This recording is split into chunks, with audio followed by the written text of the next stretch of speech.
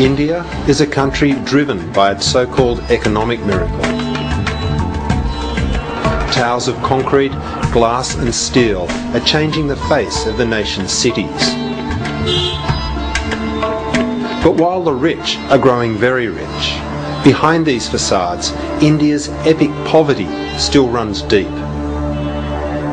Now you have a generation of young urban Indian who's as incomprehending of that other India as any Westerner. They've lost the language to be able to communicate with each other. They've become a different species. The growing divide between those different species, as Arundhati Roy calls them, is causing deepening resentment amongst India's poor.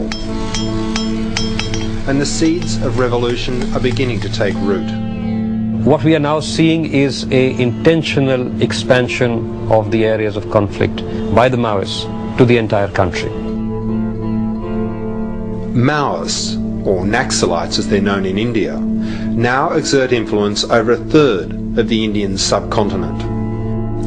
In one state alone, Chhattisgarh, police have been powerless to stop a series of shifting and violent clashes between state forces and a strengthening band of Maoist rebels. This is not a force that comes from a defined area and hits a defined area.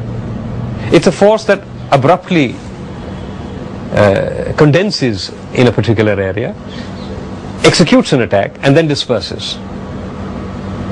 And that's the genius of the system. It makes it that much more difficult to predict, prevent, or even take effective action after the incident. The Maoists find refuge in the dense forests of Chhattisgarh, and they're wary of the media. The commander of this unit would only speak with his back to the camera. हथियार दिखा करके हमारा सिद्धांत को अपनाने के लिए कहीं भी ऐसा नहीं कहते हैं, हमारा सिद्धांत समझाते हैं। यदि वो अपना सिद्धांत को नहीं मानते हुए वो अपना स्तर में रहना चाहते हैं तो जबरन ऐसा नहीं किया जाता है। जो भी हम लोग एक्शन लिए हैं वो वर्ग दुश्मन, लेकिन इसका पीछे एक राजनीतिक उद्देश्य है। उस उद्देश्य से लेकर के लोगों को संगठित किया जाता है और संघर्ष में उनका चेतना विकसित किया जाता है। भारत की कम्युनिस्ट पार्टी माओवादी जिंदाबाद जिंदाबाद जिंदाबाद। मार्क्सवाद लेनिनवाद माओवाद जिंदाबाद जिंदाबाद जिंदाबाद। मार्क्सवाद लेनिनवाद माओवाद जिंदाबाद जिंदाबाद जिंदाबाद। साम्राज्यवाद मुर्दाबाद मुर्दाबाद मुर्दाबाद। The Maoists have mined roads, bombed railways, buses, buildings and schools. And they've carried out brutal attacks on villages, sometimes as revenge for betrayals, sometimes simply to intimidate. The government has responded by relocating entire villages, shifting over 100,000 people into special camps like this.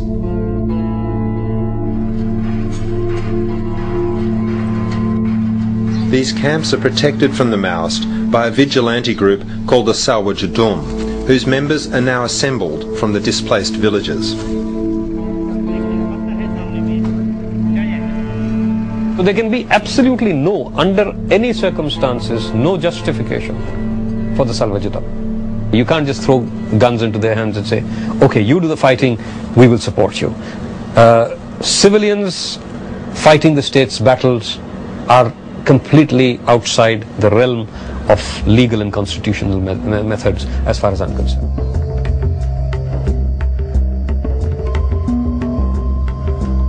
From the ranks of the Salwa Jadum are picked the Special Police Officers, or SPOs.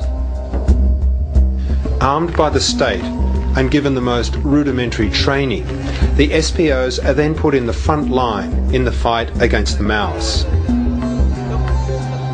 They are stakeholders in the party. Most of the SPOs, their family members have been killed by Naxalites, so they have that anger in them. We can't, unleash them, suppose out of anger. So we have given the most basic of weapon.